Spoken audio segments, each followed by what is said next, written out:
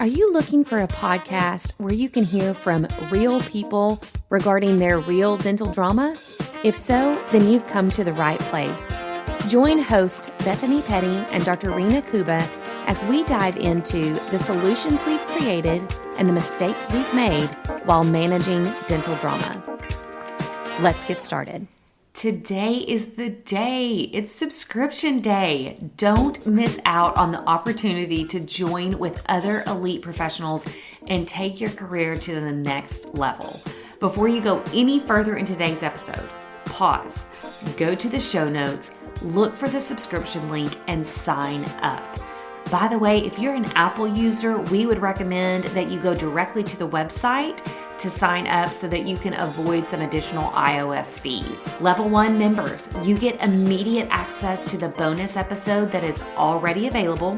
And if you want a sneak peek at that bonus episode, check your listing and you'll see that we dropped a little snippet yesterday. So you'll see that and get a little flavor of what we've got going on in that bonus episode. Level 2 members, you're going to get that same bonus episode, but you're also going to get our Dental Drama Digest. And it is packed full of ideas and resources, as well as our practice playbook section that gives you steps to take right now to make improvements. Level 3 members, you in 3 months' time are going to get direct access to myself or Dr. Kuba, and we cannot wait to meet you guys. Don't hesitate. Sign up today. Okay, so Dad, I had to rope you in for part 2. All right. I have to pitch a question to you. So, okay. Probably the most pervasive thing that I keep hearing from clients, so much so that I've been encouraging my clients, I keep hearing this, is starting about August, September of this year, I kept hearing this perpetual theme of, for some reason, I can't get patients to schedule treatment. And so when I start kind of asking, what are they saying? What's the resistance? Oh, I think I'll just wait on it. I'm just going to wait a little bit. Or, just this idea of I'll wait and take care of it later. And for a lot of these clients, that's not been a normal trend in their practice. And as I thought about it, I always see, COVID broke a lot of trends. So pre-COVID, I could tell people with almost certain prediction of this usually happens in this month or this time of year. And COVID really dismantled all of that. Yeah. Which from a consulting standpoint is nerve-wracking. And so it's been interesting to see new trends develop. It's almost like BCAD time frame. Yeah. We're going to call pre-COVID, post-COVID time frame, that there's been new trends that have developed. And of course, they're early in the inception. And so I, at first, started listening to these trends and I'm like, okay, so many clients are saying this. Let me pause and think about this, about what am I missing here? What is the foundation of it? And I realized this may actually be an old trend, because as I've thought about it, we go back through cycles with election years. Sure. And as I would go back and kind of think through, okay, 2020 was a difficult year. I wasn't thinking about anything election-wise. Right. But then when I went back to 2016, I could think through, wait a second. I picked up on some of the same trends then. The only difference was I would pick up on a resistance to moving forward with anything, but it was more in that October-November timeframe when we're really so consumed with the election and what's happening with our country. And this was happening more August-September. So I'm like, well, is it related to the election? But what's interesting about this election year is we had a whole lot more of a focus because of Biden and the disruption with is he going to be the presidential candidate? Who's it going to be? Yeah. So we were thinking about the election much earlier than we typically would. So then I started treating a lot of these conversations as an election resistance. Reaction, a reaction that was sooner than I would have expected. And so I wanted to get your perspective on, in all your years of doing this, do you feel like you've ever seen a trend around some kind of political, reaction or... I think there's probably always, in big election years, presidential election years, a lot of fear and uncertainty, which I think probably affects, you could track Walmart. We talked about Walmart last time. I think probably every industry experiences some kind of, I just don't know what the future holds. I'm just nervous, even though they may not even verbalize that, just nervous. So then, if that is truth, that people just become, they spend less, they're just hesitant to make decisions, then the question becomes, well, okay, how do we overcome that? Do we just accept it, that this is just the way it is? Well, I don't think so. I think we have to be proactive. Yeah. And I think if you think of the one patient that has normally accepted treatment and that doesn't, I think you just have to have the hard conversation, which I can't, but I have people that can, that just say, historically, you've always done your work. Yeah. Why are you not doing it? And just having that hard conversation and see if you can find out, okay, what is the resistance? And is it something that we can overcome? Mm-hmm. I think of, you could play that with, if it is, the world's so uncertain. Mm-hmm. You could spin that, well, the world is so uncertain. But what we do here, historically, we've got your best interest. This is the best treatment for you. So you could get sidetracked with that, and I think it's address it, but don't let that be the obstacle. Because really it's not. Although people will use, you've been at this long, they'll use any excuse not to do their dentistry, So I think it's probably a reality. Mm-hmm. And the question is, how do we address it and overcome it? Yes. Yeah.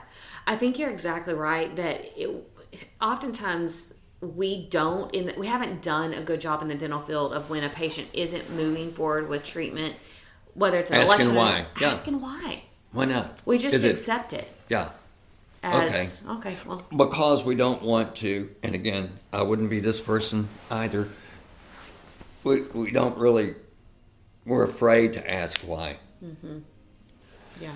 And I think most of the no's or most of the rejections are they're not rejecting our treatment, but we kind of feel like, oh, you're rejecting me and you're rejecting this treatment. But it's a financial decision for that family. So then it becomes, can we overcome that? Is there something that we can do? Do we have a financial plan? How can we overcome that? But it is going beneath that level to the next level of, okay, why not? Yeah. And to me, I think a lot of times we shy away from that because we view it as being pushy. Yeah. And I view it completely opposite. Yeah. Because it's not being pushy if we're advocating for what's right for the patient. Yeah. We're healthcare professionals. Yeah. And this is a patient in need of something that we are the expert in. Yeah.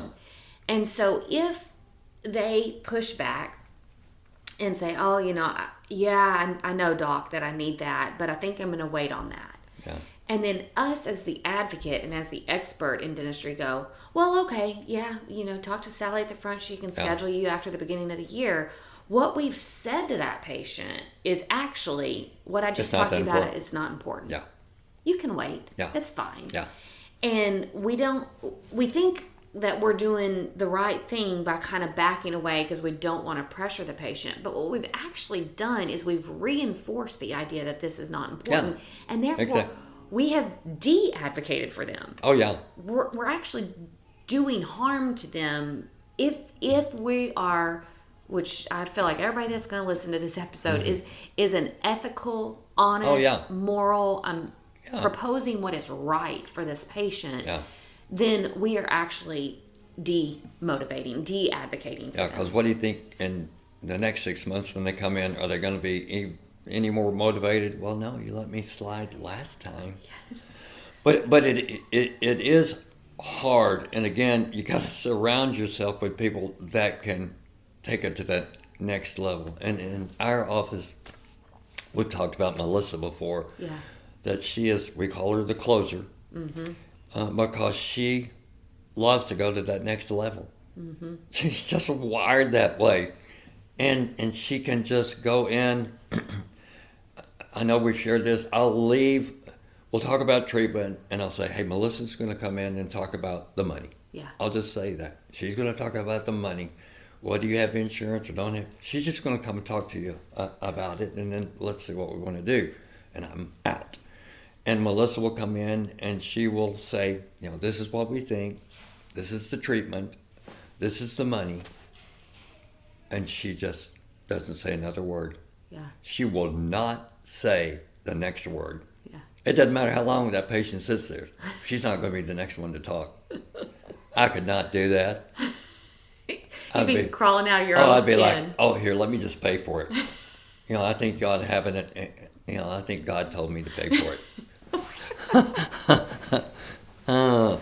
But so I'm not that person, but there are people out there that like doing that. So you got to have that person that's not afraid to ask, well, why not? Yeah. Why not? We think this is the best for you. And there's something that we try to do, and we talk about it often, is here's the problem. Yeah. Here are the consequences of not dealing with that problem. Here's the solution, and here's the results of that.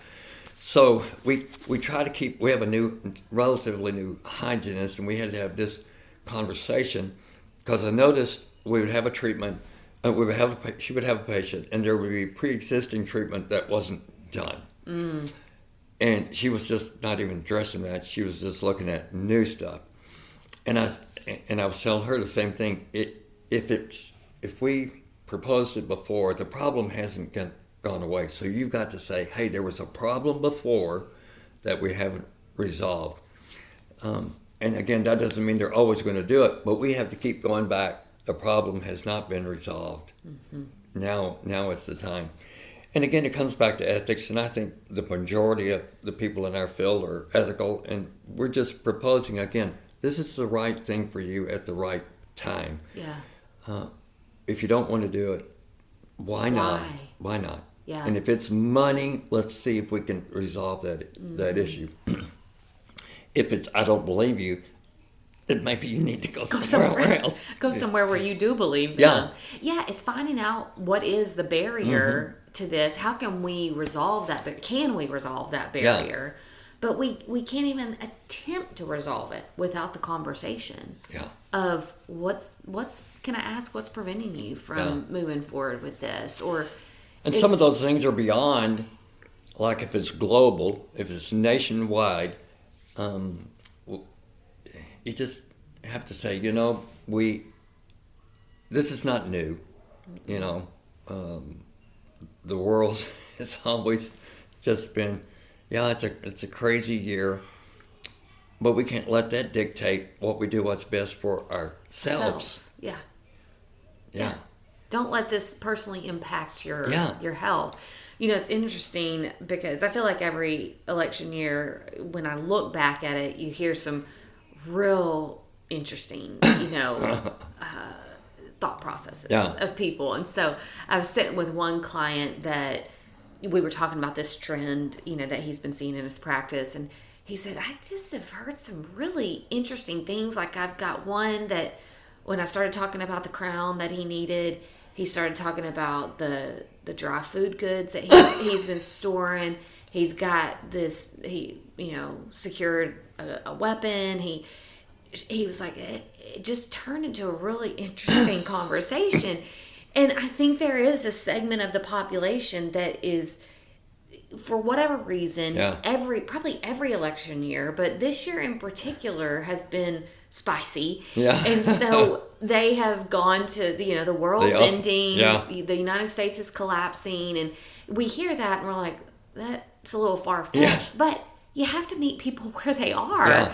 And so, he was asking me, how do you meet a person in that spot?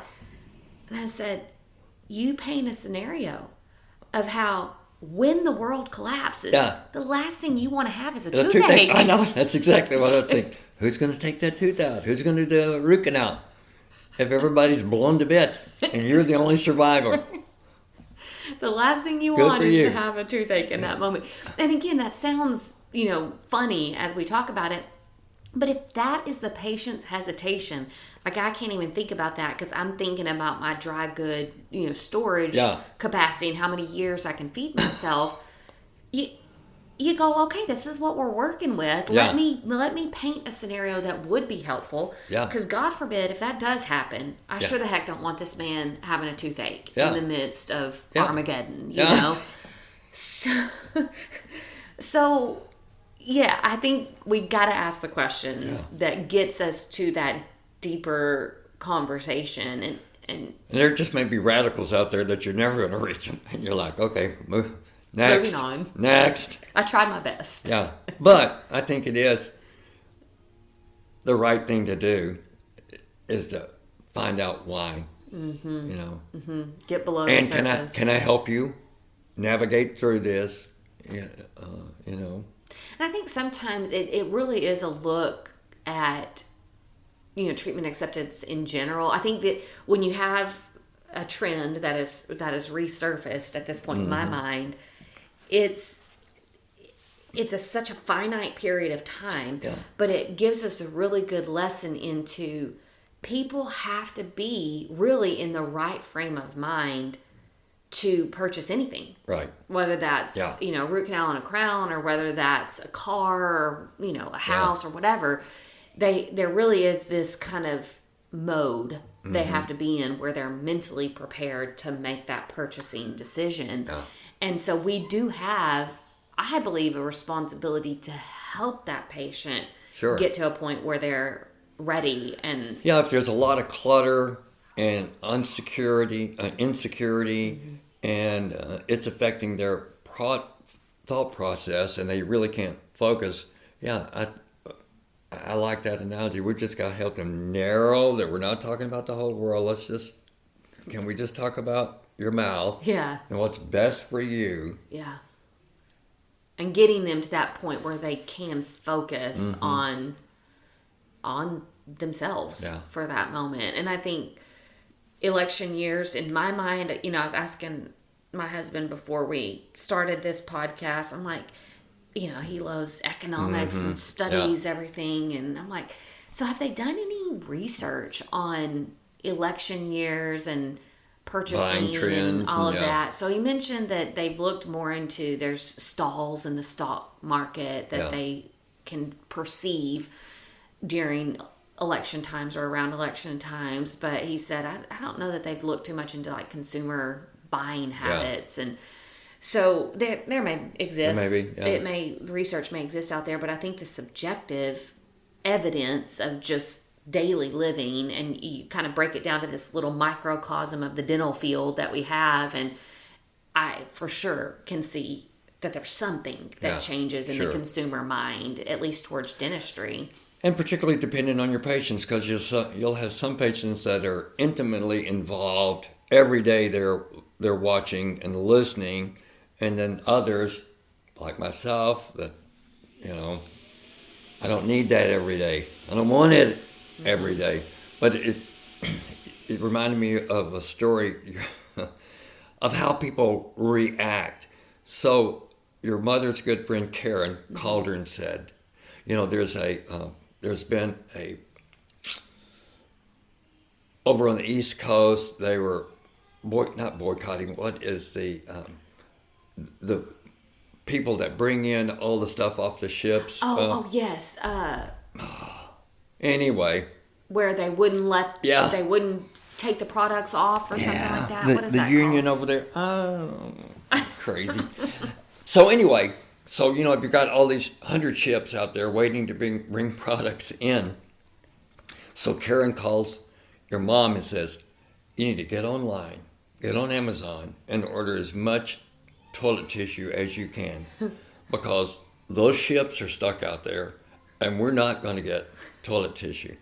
So your mother's like, oh my gosh. So she gets online and orders all this toilet tissue, only to realize all the toilet tissue is made in the United States.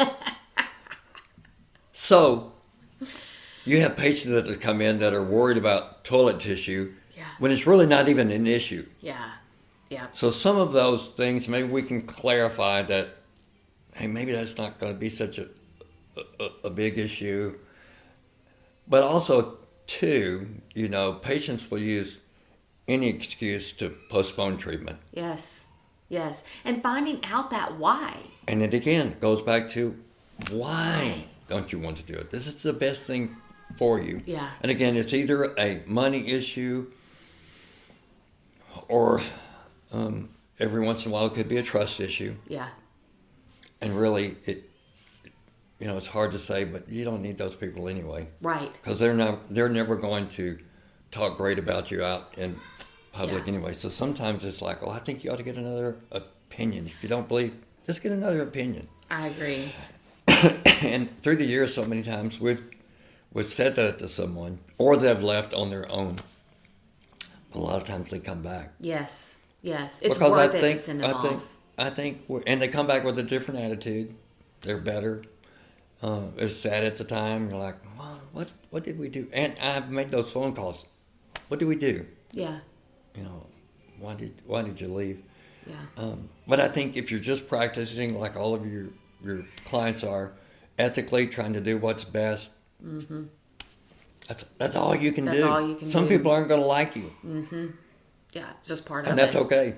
Just part of it. Yeah. It's interesting that you mentioned trust. So a lot of times I'll talk about at least the 4 main barriers that I see. Yeah. Financial can be one of them, you know, and how can we navigate that conversation with patients?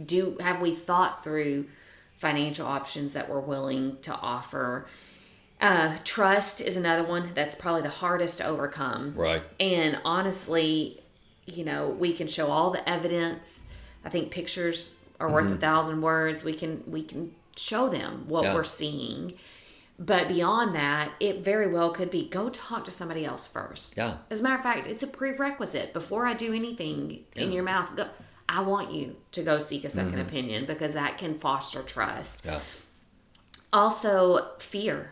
Yeah. We don't think about fear a lot, but in the dental field in particular, a lot of times people don't move forward. The foundational reason is fear. Now, they may mask it with, you know, I need to talk to my wife, or I gotta look at my work schedule, or I'll call you back.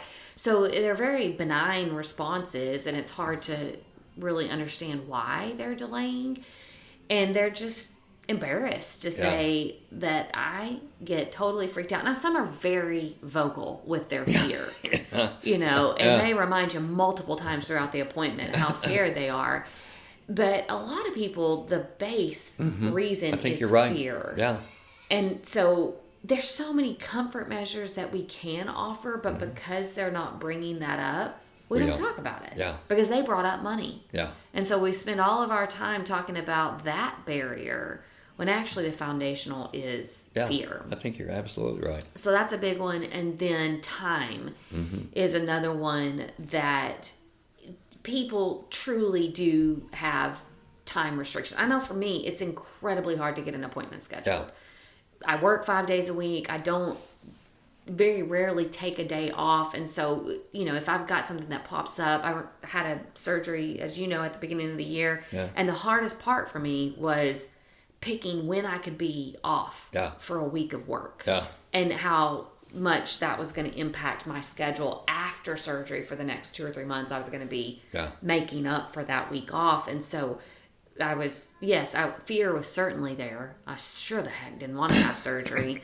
More scared of the pain if I didn't have surgery, but it was more time for me that was the main barrier. And so I do think that's a component that if we can kind of keep those 4 most popular reasons in mind. You're right. Yeah. The great news is we can usually solve all of those. Trust is the hardest one to solve. And I think you're exactly right. Please get them to go seek another opinion. But the other 3, we should be able to solve them. Yeah. But if we don't know. But we have to address them. We really do. We got to get them to verbalize what that hesitation is. And I think what's interesting about election year is really when we think about that, those barriers are probably all still there, but it's like we add a 5th one. Yeah. And so it then becomes maybe financial and uncertainty or fear and general uncertainty. And so I think that's what makes it challenging, is that we're having to fight both of those rather than just their default response. Yeah, it could be that it's like those 4 then become like on steroids. During that we're more aware of them, or more conscious of them, or maybe we've never thought of them before, and now we're thinking about them. So I think you're right. I think it's the 4, and we just have to spend. I think the great thing is it teaches us during this time, if we're going to survive it economically, we have to adapt as offices how we approach those 4. Where maybe in the past we've been able to not really touch on them at all.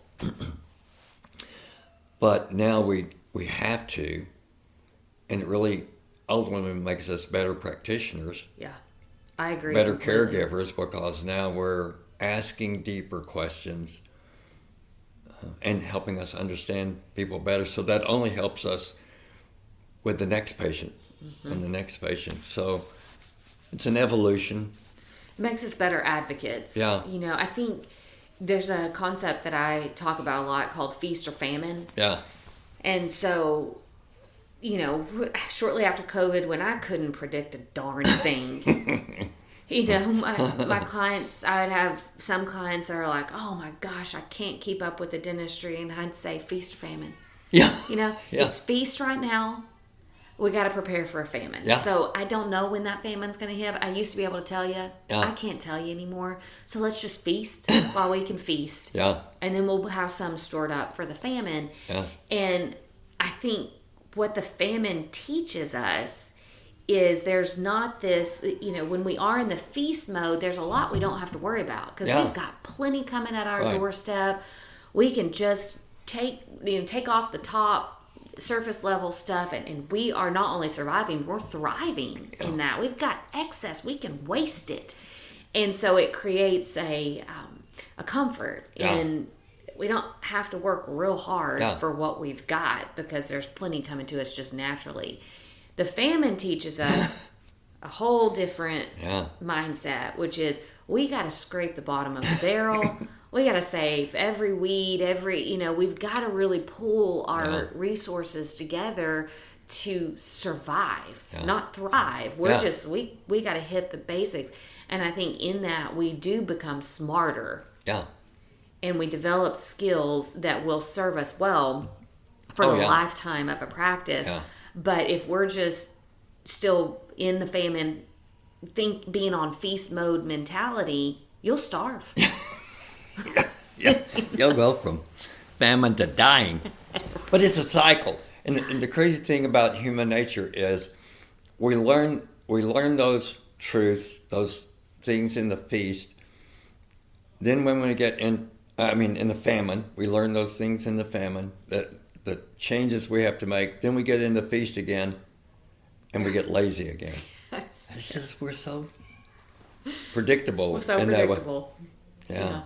So to be able to keep that. I think the feast is, or the valley, or whatever you want to call it, is a great time. It's a good time, because you can reset, as we talked about before, and retune and figure out, okay, how do I become successful during this time? So yeah, and sometimes it takes a little more grit, a little bit more work, a little bit more creativity, and to me that's the exciting stuff. You know? It's like, because you're just weird. I know.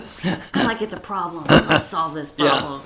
Yeah. And there's natural problems that occur in a feast, but they seem minimal. You know, because it's easy. And the famine to me is like, that's where we develop our grit and our savviness, and it's a character builder. Yeah. Feast is a character builder. Mm-hmm. I mean, famine is of course, feast is too. Feast is too. Because you can be really stupid at a feast. You can. Yeah. You can blow a lot of opportunities because you've got plenty more there. Yeah. You can make more mistakes. And Yeah, both have their challenges for sure. And I think too, famine in particular, for me, pre-COVID and becoming post-COVID, there's this predictable period of September, October where we can experience a natural famine. And for a while, post-COVID, in the first year or two after COVID, that famine period of time in September, October went away. Yeah. Completely. It was really fascinating to watch that. But I'm seeing that become the norm again. Yeah. Because we have November, December that naturally have, for the dental field, been busier times of the year because people have these dental benefits that, oh my gosh, I forgot. Yeah. And now I want to use those, or I don't want to be uncomfortable over my Thanksgiving trip or my Christmas vacation. And so people become a little bit more naturally motivated or aesthetically driven. Hey, I'm going to see my family for the first time in a long time. I want to look good. And so we just have a lot of things going well for the dental field in November, December. And September, October has historically been a downturn. And I think it's been exponentially hard this year because it's becoming the norm again for that to be a natural downturn. And now we add election on top of it, and it's really been a difficult famine for a lot of people. So I think first and foremost, there's comfort in knowing that you're not alone. Right. What you're experiencing is it's not it's just not your uncommon. practice. But don't sit in that. Fight it. Yeah, what do we have to do differently during this period of time? Because what's worked before hasn't. So what do we have to do to get people in? And then what do we have to do differently as we have conversations with those people? And again, the same fears, the same things that we were talking about for our patient apply to us too. For sure. Finances, so we're worried about, am I going to be able to pay the staff? So we have that financial fear. Do I trust my staff? Are they on board? Do they understand how critical this time is? Yeah. And again, that's being comfortable enough to say, this is a scary time for me as the owner. And this is why. So we got to all be on board. Yeah. And we're going to have to do things differently. And that's scary. Because you're asking me to do things that you've never asked me to do. Like one of the things that I've been trying to get our ladies to do is on our computer system, we can look at missed appointments. So it used to be, would you call these people? Yeah. They're not going to call them. They are not going to call them. I don't care if I beat them tie them up with floss and put the phone in there. They're not going to call them. Yeah. And in this day and time, I don't think the patients necessarily want to talk to you. So now, will you just text them? No. That's a struggle too. So it's hard to get out of our comfort zone, even though, well, maybe they just haven't bought into it. Maybe that's it too, that it's important to do that. Yeah. So anyway, in that famine, it's hard to get new skill sets because you've been accustomed to what has worked in the past is now not working. But we just want to keep doing what we've always done because it's comfortable, and we hope it's a cycle and it'll come back around. Yeah. So I think that's hard for the dentist owner, and hard for the staff too. But again, I think it comes back to addressing that fear and the reality of our production's down. Yeah. What can we do? What can we do? And then seeing if you can get everybody on board to do it.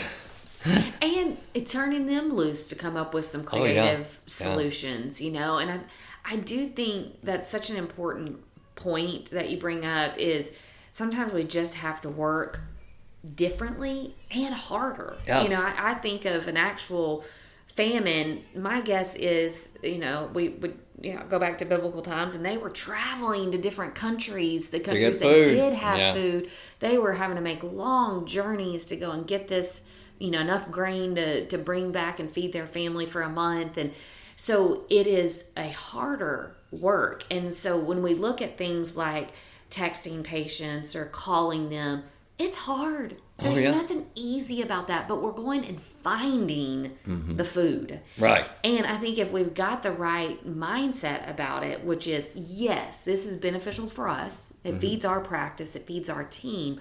But also, it is an ethical, moral, good thing to do to go and advocate for that patient again. In a way that nobody else is going to, their spouse isn't going to be going, hey, didn't you need a root canal? Yeah.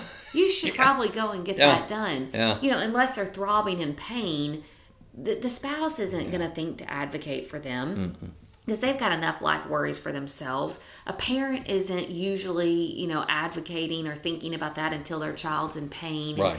So we don't want our patients to get to a point of pain. We want to advocate for them ahead of time. And so the team thinking of that when they're placing those phone calls or when they're that you're doing what's right. You're not just feeding us. Yeah. That yes, that's part of it. We have to be clear about that. But you're also, that's your way of advocating for the patient. Yeah. And I always go back to, if we compare it to medical, and you know, an oncologist gives this diagnosis that's not good, but you got a chance, and your chance is treatment as soon as possible. You know, I can guarantee you that oncologist isn't sitting back and just not thinking about it again. I hope they do it. Right? Yeah.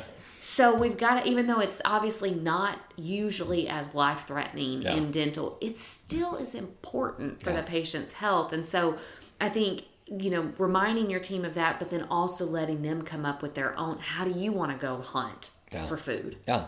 What's some of your ideas or suggestions? And let's think through those as well, because there could be multiple ways of going to get the grain. Right. But, you know, unleashing your team to think about that. And I think being vulnerable enough to know these are some scary times. We got to work differently is smart in that. Yeah.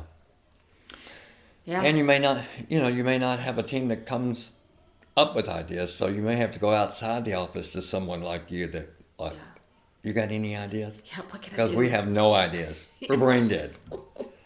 we didn't realize it, but we are brain dead. We can only think of what we've always done, you know? Yeah. We've talked about going to Sonic and just asking people, you know, come to the office. Exactly. Yeah, and it could be that there's, you know, you've never had to be creative. Right.